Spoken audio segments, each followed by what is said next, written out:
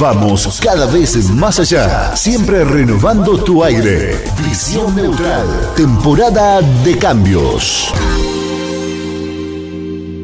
En simultáneo por www.neutralfm.com. Bueno, tenemos visitas, tal cual ya lo hemos venido adelantando desde hace algunos días atrás, inclusive la semana pasada ya mencionábamos que existía la posibilidad de que vecinos de la localidad, de la zona de Valentines y Cerro Chato nos estuviera acompañando, inclusive ayer y hoy ya lo habíamos confirmado. Y bueno, para hablar un poquito, sin dudas, de lo que es hoy por hoy el tema más importante de la región, creo que está en un punto bastante candente, se podría decir. Afecta a uno y a otros, ¿verdad? Gente que está a favor y gente que está en contra. Cada uno, obviamente, tiene sus argumentos, serán válidos o no, pero cada uno tiene su idea y su argumento. En esta oportunidad, bueno, tenemos la muy grata visita de Federico Cantera, vecino de Valentines, y también de Julio Gómez, vecino de Cerro Chato. Obviamente, ellos se oponen a la minera Aratirí, al megaproyecto Aratirí. Mucho se ha hablado, ¿verdad?, desde hace mucho tiempo. Por ahí se ha distorsionado un poco la información al respecto y bueno, ellos vienen a aclararnos algunos puntos, más allá de defender sus propios intereses, también defienden al medio ambiente. Le vamos a dar los buenos días, es un gusto realmente tenerlos por aquí. Bueno, te agradecemos mucho, hace tiempo que queríamos venir a Valle a hablar un poco de todo este tema. Que sabemos que la gente de Valle está preocupada por este tema y bueno, que se habla muy seguido, hemos visto en la radio que se habla seguido acá y queríamos venir a esclarecer un poco de los datos erróneos que se están dando a través de los medios de televisión y también de las radios, ¿no? De los datos erróneos que se están dando de este tema Aratirí, que lo que se está dando, realmente los datos que hemos escuchado que se están dando últimamente, por ejemplo, acá en Valle, son realmente nada más que la propaganda de la empresa. Y no son datos reales del proyecto ni de sus implicancias y bueno, queremos venir a aclararle un poco a la gente para que tenga una idea clara de lo que es el proyecto Aratirí, de las implicancias que tiene y todo lo que conlleva, ¿no? Ni que hablar. Bueno, ¿de qué podemos empezar a hablar? Como para, bueno, empezar a mostrarle a la gente o comentarle, explicarle de qué se trata este megaproyecto de la óptica de ustedes, obviamente, ¿no? No, primero un poco presentarnos nosotros, yo soy vecino de Valentines, productor, y bueno, desde el 2009 que estamos con un grupo de vecinos en este tema minero, y bueno, en el caso particular mío, hemos recorrido foros, todo el país con este tema, foros, también hemos participado en foros internacionales sobre minería, estamos asesorados por técnicos de primer nivel a nivel nacional e internacional, el único técnico en minas que hay en el país, Carlos Ganido, que es un experto internacional en este tema, ha asesorado este grupo desde el 2009 que nos está asesorando en este tema, o sea que hemos hecho cursos, por ejemplo, en el caso mío, en Derecho Minero también, y bueno, así que más o menos para aclararle a la gente que de lo que vamos a hablar, tenemos sabemos bastante, y bueno, que se presente Julio también. Bueno, yo soy productor rural del departamento de Florida, de la zona de Valentines, soy escribano y tengo estudios de posgrado en Derecho Minero, incluso tengo una tesis publicada en la última publicación del profesor Caputo, que es el experto más importante en Derecho Minero que hay, que hay en el Uruguay, ¿no? Es decir, nosotros con esto lo que queremos significar no es autobombo, sino que el enfoque y la información que nosotros vamos a dar es rigurosamente científica y avalada, y la que es jurídica es rigurosamente estudiada también, y bueno, entonces nos parece que esa es una de las, es decir, lo que en parte queremos transmitir a tu audiencia es que tenemos credenciales para venir a hablar de lo que hablamos, ¿verdad? Y eso, mira, te lo digo por un caso puntual, porque yo escuchando la radio, la otra radio hace 15 días, escuché a un suplente del senador Rosadilla, el Clavijo del MPP, que no sé si es edil o es diputado, creo que es, senador, suplente de senador del MPP de Minas, viniendo a hablar del gran proyecto Aratirí, bueno, de los terratenientes que se oponían al proyecto Aratirí y de otras cosas más, cuando nosotros, hará 10 meses, estuvimos reunidos con Clavijo en Minas y no sabía nada de este tema. No sabía nada, realmente le rebatimos todos los datos que él presentó y estaba totalmente en pañales de este tema. ¿Cuánto hace que tuvimos ese debate, largo debate con Clavijo? Entonces, y ahora aparece acá en Minas, acá en Valle, a darle manija a la gente sobre todo este tema, cuando hace un año atrás no sabía nada de este tema. Entonces, queremos decirle a la gente, bueno, que hace muchos años que nosotros estamos en ese tema y tenemos causa para hablar de esto. Ni que hablar. Ustedes están confirmando de que la información que se ha manejado últimamente, inclusive en algunos medios locales de prensa, no es verdadera. Se ha inflado la cosa. Se ha inflado la cosa, se inflan todos los datos para que parezca, bueno, para que sea beneficioso, como que parezca que es algo beneficioso, y entonces se le miente a la gente y se infla un poco para que la gente pueda aceptar esta locura de este gran proyecto, ¿no? Pero puede seguir Julio. Bueno, es decir, a mí me gustaría, vamos a tratar de ser breve para que no se canse la audiencia, pero me gustaría analizar, vamos a decir, 3 mitos o 3 conceptos que he oído manejar a menudo, ¿no? Es decir, en diversos medios de prensa y por distintas personalidades. Uno de ellos es ese famoso, tenemos hierro en pila, tenemos una gran riqueza, ¿por qué si esa gran riqueza está ahí no me decido a explotarla? Entonces eso nos plantea de repente a los que nos oponemos a ese proyecto que aparecemos como los malos de la película. Bueno, ese es uno de los primeros errores. Este yacimiento que existe aquí en el Uruguay, en Valentines, que es un yacimiento que es conocido desde principios del siglo XX, es un yacimiento marginal, es un yacimiento muy menor y que tiene un porcentaje de hierro del 28%. Eso quiere decir que si nosotros lo comparamos, por ejemplo, con el hierro de Carayá, del Brasil, es un hierro que va directamente, lo sacan y va directamente al alto horno, tiene un porcentaje del 70% de hierro, tiene 28%. Si usted saca 10.000 kilos, solo 2.800 es hierro, el resto es ganga. El hierro en el mercado internacional se vende con una concentración del 62%. Para que este hierro pueda llegar a cotizar en el mercado internacional, tiene que ser sometido a un proceso de concentración que requiere importantes maquinarias, requiere una gran cantidad de energía, eléctrica. Además tiene otra característica este yacimiento, que es el siguiente, que está repartido en diversas minas. Es decir, por ejemplo, acá tenemos la mina Uría, la mina Morocho, la mina de Las Palmas. Los yacimientos de hierro que resultan realmente importantes son los que están con un porcentaje alto y que están todos juntos. Entonces no tienen una gran afectación sobre el territorio. O sea que nosotros en esto estamos con un yacimiento marginal que está muy dividido en el espacio. Esto no lo señalo yo, Vergali, que es el geólogo Vergali, que es el presidente de la Asociación de Geólogos del Uruguay, comentando la ley esta de la minería de gran porte, decía que era una ley que no se adaptaba porque por las características geológicas del terreno del Uruguay, todos los yacimientos están repartidos. Entonces lo único que es factible aquí son pequeñas minas chicas, no este tipo de explotación. Así que punto número 1, estamos ante un yacimiento marginal y ya a los hechos me remito, que si hubiera sido un yacimiento importante, lo hubieran explotado muchísimo antes, y es la tercera o la cuarta vez que falla. Esto se inscribe en un contexto internacional de suba del hierro, donde el hierro llegó a valer $170, y en este momento el hierro ronda los $120. Y hay estudios de Goldman Sachs, que es una consultora internacional, no es ningún organismo de izquierda ni cosa por el estilo que esté contra la minería, es un organismo de una consultora internacional que dice que en los próximos 5 años el valor del hierro se va a estabilizar en el orden de los $80. Con $80 este yacimiento no es viable, no es rentable. Entonces quiere decir que no es una gran riqueza, las perspectivas internacionales de los commodities, en este caso del hierro, no son buenas. Entonces yo pienso que la discusión que debe darse a nivel de todo el país es si le conviene realizar una afectación tan grande como la que implica este proyecto del territorio nacional para un proyecto de estas, para sacar un mineral de estas, estas características, ¿verdad?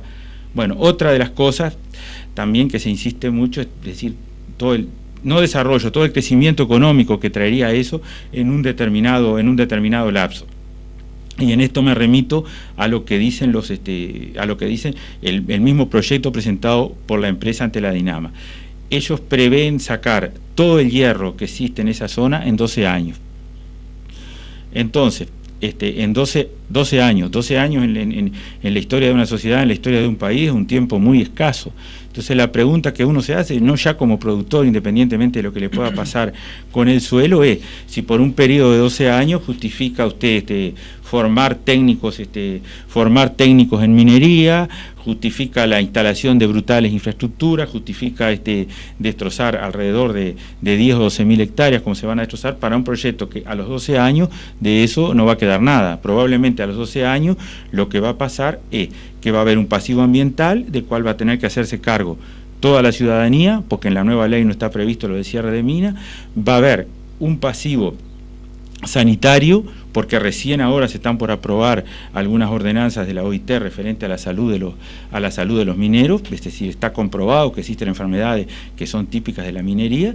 Entonces, a los 12 años, ese pasivo, ese seguro de paro y todo eso que se derive, lo va a tener que soportar la sociedad entera. Y probablemente esas instalaciones abandonadas terminen, yo me remito a un ejemplo concreto, en última instancia soy un hombre de afuera que razono inductivamente. Veo lo que pasa con el aserradero de Valentines, que está ahí parado y no se hace nada, y está toda la madera al costado, están todas las plantaciones, están todos los árboles. Bastó que hubiera la crisis de las hipotecas allá para que eso se terminara. Entonces, aquí me pregunto qué vamos a hacer cuando esto se termine, con un dique de relave de 2.820 hectáreas, con aguas con drenaje ácido, con el río Xi desviado, con el Valentines desviado, y con todos esos inmensos pozos que se van a hacer, donde dice que van a demorar 80 o 90 años en llenarse, y ahí mismo dice la empresa Latirí en su mismo estudio de impacto ambiental, podemos citar hasta la página, que no se sabe si esa agua que va a haber ahí va a estar en condiciones de ser vertida a las corrientes de agua. Entonces, es decir, lo que nosotros pensamos es que este tema tiene que ser un tema muy discutido.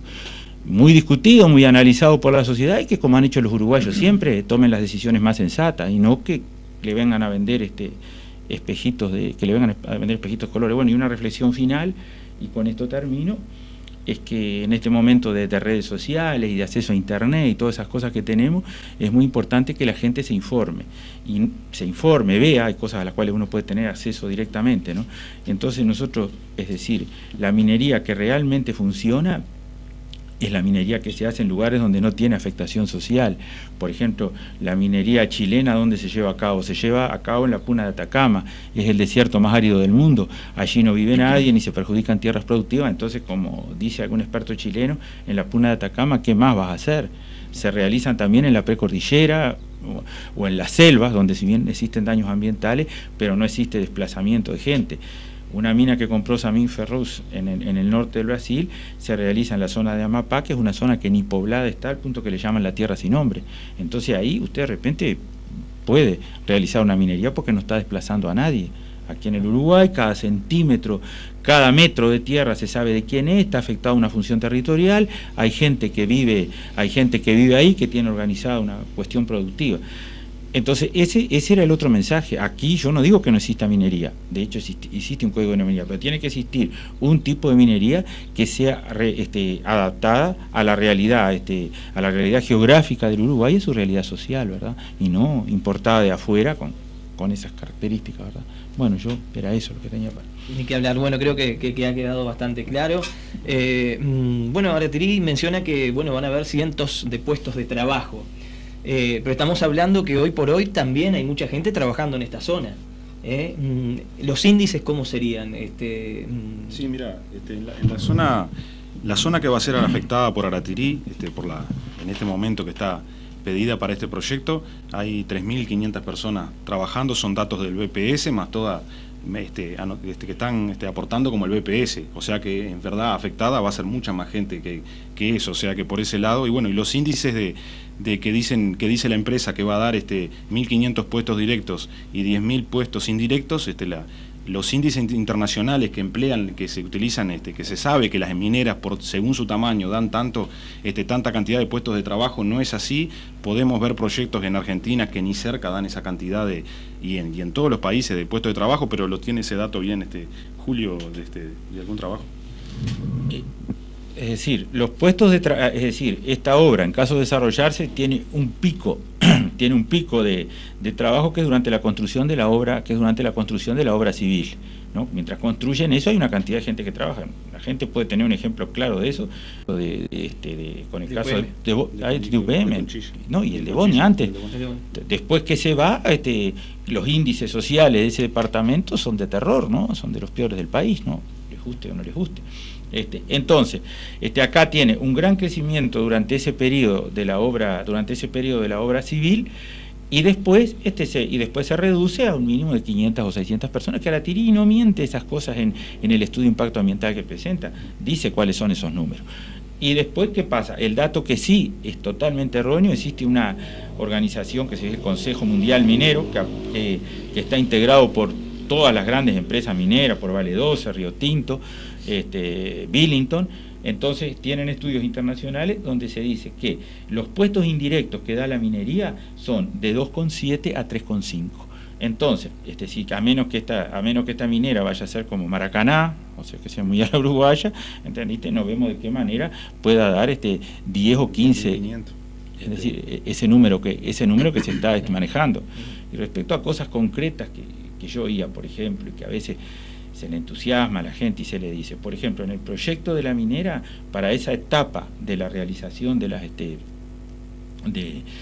la obra civil está prevista la realización, es decir, en las inmediaciones de Cerro Chato, hay hasta predios designados, y está en el estudio de impacto ambiental, de alrededor de 100 casas, ¿entendiste?, donde se va a alojar la gente que realice eso. Entonces nosotros pensamos que a veces alentar las expectativas que son legítimas de la gente, de que va a hacer grandes negocios y que va a mejorar y todo, me parece que es hasta cierto punto irresponsable, ¿verdad?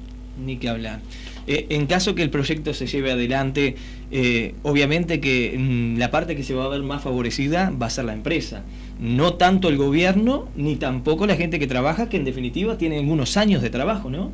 Claro, sí, en este caso las ganancias de las mineras internacionales son ganancias cuantiosas, por eso realmente cuando llegan a una zona hacen toda una operación de compra de voluntades. Se sabe que, para que vean el caso de Uruguay, de lo que está pasando en Uruguay, que la gente no se ha enterado, digo, a nivel internacional se sabe que el 5% de toda la plata de la inversión de la minera se utiliza para coimas, compra de voluntades, compra de todas esas cosas, y bueno, eso es un dato de lo que ha pasado acá en Uruguay.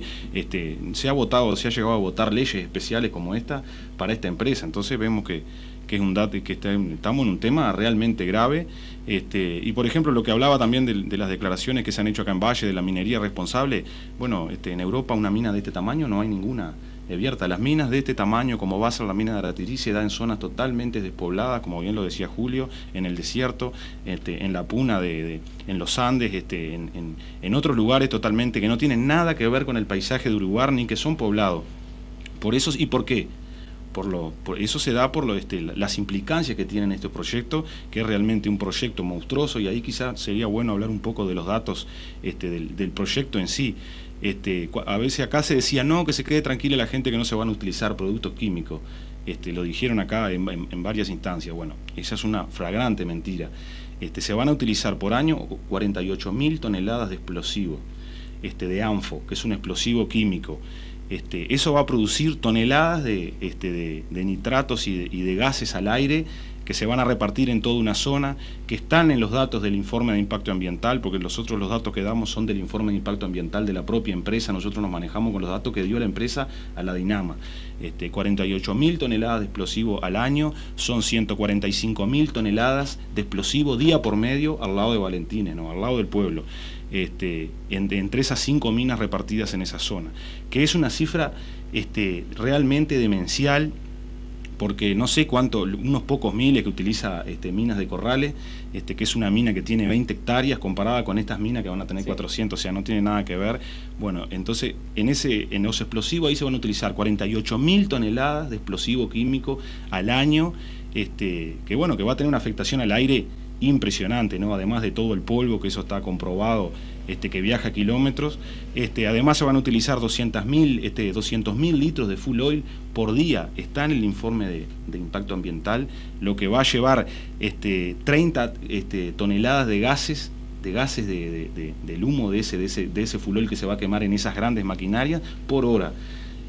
Así que el aire va a tener una afectación en toda esa zona y en el entorno realmente impresionante, porque es lo que queremos que entienda la gente. No es un proyecto minero común, es un mega proyecto minero, de lo que no hay muchos antecedentes, que no hay cero antecedentes en un país como en Uruguay, y en otros países realmente hay pocos antecedentes, ¿no? Ni que hablar. Bueno, bien, creo que ha quedado todo bastante claro. Es bueno, sí. Es decir, otro de las conversaciones que uno oye muy a menudo aquí, en el Uruguay ya existe minería a cielo abierto. No, en el Uruguay no existe minería a cielo abierto. En el Uruguay lo que existe son canteras.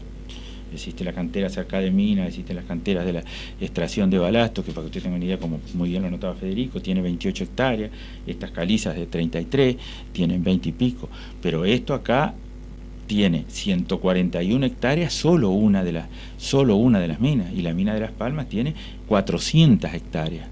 Entonces, esos son números significativos. No existen en el Uruguay antecedentes de proyecto de esas características, y nosotros temblamos también porque no sé si ustedes han visto un video que circula en YouTube de cuando aparecen, antes de que llegue el presidente de la República, la inauguración de las calizas, limpiando los árboles. Yo aclaro que no soy crítico respecto a las calizas, digo que es un tipo de minería que el Uruguay puede soportar, pero ahí estaban limpiando desde un helicóptero toda la cal que volaba arriba de los árboles y arriba de los animales. Entonces nosotros nos preguntamos, ¿cuál es el control que existe para eso? Si no se pueden controlar 28 hectáreas, ¿se va a controlar un complejo minero de estas características? ¿Tiene el Uruguay las condiciones? Esas son las grandes preguntas que uno le quiere dejar plantear a la audiencia, ¿no? Claro, interrogantes que nos lleva a pensar de que esto realmente es un proyecto especulativo, una inflación de un globo especulativo de algunos. Como sabemos, esta empresa es una empresa pirata, es una empresa que se formó para venir acá a Uruguay, no tiene ninguna experiencia minera anterior, y bueno, eso tiene su base en la isla de Jersey, que es un paraíso fiscal. Es realmente una empresa con un antecedente terrible, y bueno, lo que vemos es que el proyecto no es real. Entonces por eso queremos venir a alertar a la aprobación de que no dejen que realmente que les mientan y que los ilusionen con un proyecto que seguramente no se va a llevar a cabo y no va a ser como se dice, ¿no? Hoy por hoy todo depende de lo que la Dinama valide o no. ¿No? Se está dependiendo de eso, pero además obviamente se intenta concientizar a la gente que puede llegar a suceder. La ideología de las personas, o sea, de la zona, podría llegar a que la Dinama por ahí también frene un poco las habilitaciones. Es decir, nosotros hace poco asistimos a un congreso que organizó las Naciones Unidas sobre el tema de minería en el LATU. Entonces indicaba que existen, que para que se pueda habilitar un proyecto minero, o sea que estaba mirado desde el punto de vista de la minería, ¿no? Tienen que darse tres condiciones: que exista un yacimiento que sea rentable, que exista mercado en el exterior, y un tercer concepto que es tan importante como dice, que es el de licencia social. La licencia social quiere decir que la gente, que la sociedad esté de acuerdo en que ese proyecto se lleve a cabo. Y esto deriva del hecho de que la minería se sabe que es una actividad que afecta especialmente al medio ambiente, que es complicada. Entonces la licencia social es importante. Entonces nosotros hacemos el análisis de que este proyecto no tiene licencia social. La gente no está de acuerdo y nos remitimos, vamos a decir, a tres hechos, nos remitimos a 4 hechos fundamentales. El primero de ellos es que en la zona se han presentado alrededor de 400 recursos administrativos, gente que les ha impedido entrar a los predios. De hecho, en el departamento de 33 no han podido ingresar prácticamente a ningún predio. Después, muchas de esas acciones se están siguiendo ante el Tribunal de lo Contencioso Administrativo. Hay decenas de esas acciones que se están siguiendo y que se van a ganar por irregularidades en los actos administrativos que comete la empresa cuando pide los predios. Y después, los otros dos hechos finales para citar, es que ese movimiento social se ha explicitado a través de marchas en torno de 15 o 20 mil personas que se han hecho en Montevideo, que son hechos indudables, que todo el mundo los puede, ver, que todo el mundo lo sabe, y que han tenido un apoyo significativo. Y por último, un movimiento que recorre el país a lo largo y a lo ancho, de departamentos del interior que están promoviendo a través de la ley de ordenamiento territorial que haya departamentos que queden libres de minería, de los cuales tenemos el caso de La Valleja, que donde se aprobó, Florida, 33, Paysandú, que está con el tema del fracking, San José, Itacuarembó. San José y Itacuarembó. O sea que eso indica que hay licencia social, y volviendo a analizar esos tres componentes respecto al proyecto, es que nosotros lo vemos muy complicado, porque vemos que el yacimiento existe, pero tiene esas características que estábamos hablando. El mercado internacional está muy en entredicho, bueno, y la licencia social ni te cuento. O sea que nosotros pensamos que este proyecto, es decir, va a tener serias dificultades, tiene seria resistencia, ¿verdad? Bien, bueno, muy bien. Muchísimas gracias por visitarnos, por comentarnos un poquito este tema tan delicado, y bueno, obviamente estamos a las órdenes para, si en el día de mañana quieren aclarar algo más, piensan que es pertinente informar a la población de algo más, bueno, obviamente a las órdenes por aquí por Visión Neutral. Muchas gracias a usted. Gracias. Marcamos la diferencia. Somos Visión Neutral. Día a día, marcando la diferencia junto a vos.